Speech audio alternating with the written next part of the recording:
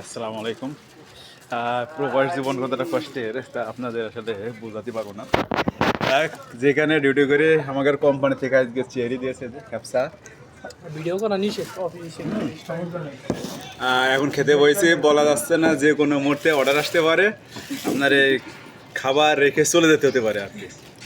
এখন দেখা যাক, খাবার খেতে খেতে মানে চেয়ারি খেতে খেতে যে কোনো মুহূর্তে অর্ডার আসতে পারে, আবার সে দৌড় মারতে হতে পারে। বিসমিল্লাহির রহমানির রহিম।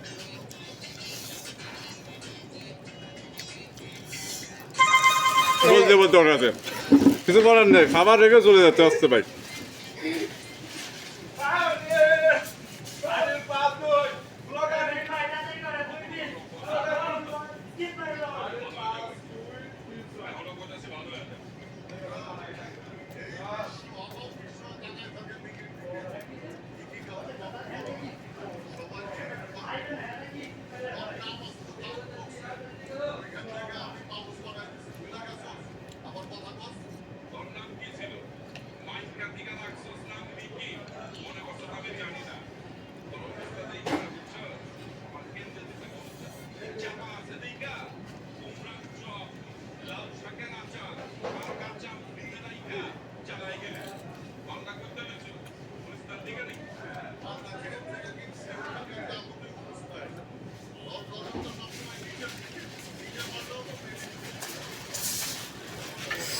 ভাই যে আবার চলে আসলাম চেরি খাতে।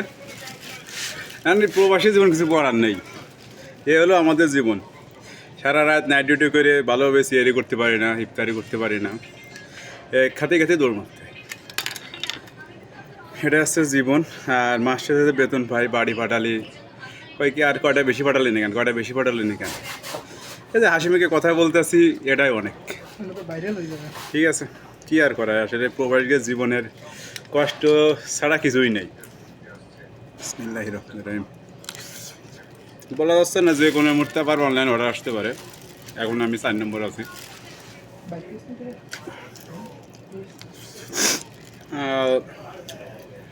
আমাদের প্রবাসীদের জন্য ভাই দোয়া করবেন সবাই, আমরা সবাই যেন ভালো থাকি। খান আপনি সমস্যা নেই। এটা সিপাত সিপাত হ্যাঁ নিস।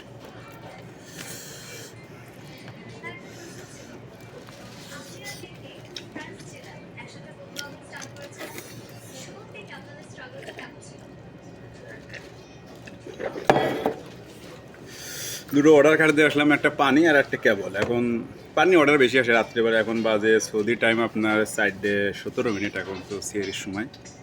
বেশিরভাগ এখন পানির অর্ডার, দুধের অর্ডার এগুলো বেশি আছে। আর অনলাইনে তো মনে করেন কোনো টাইম টেবিল নেই, আমাদের রাত দিন 24 ঘন্টায় আর কি অনলাইন খোলা থাকে। আর বেশি চাপ পড়ে আপনার এরকম সময় বেশি, আপনার রাত 3:30 থেকে রাত 4:30 পর্যন্ত, মানে এখন তো সিয়ারির সময়।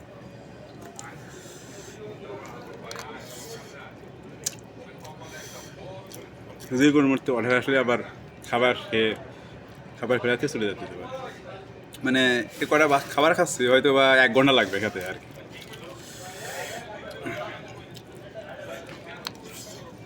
আর আমার বাইরে বেগার খাচ্ছে আমার আশপাশে বসে, উপরে ক্যামেরা তো, অফিসে বস দেখলে মাঝে আমার স্কুটি করে আর কি ভিডিও করা লাগতেছে। সবাই ভালো থাকবেন, সুস্থ থাকবেন, আল্লাহ হাফেজ।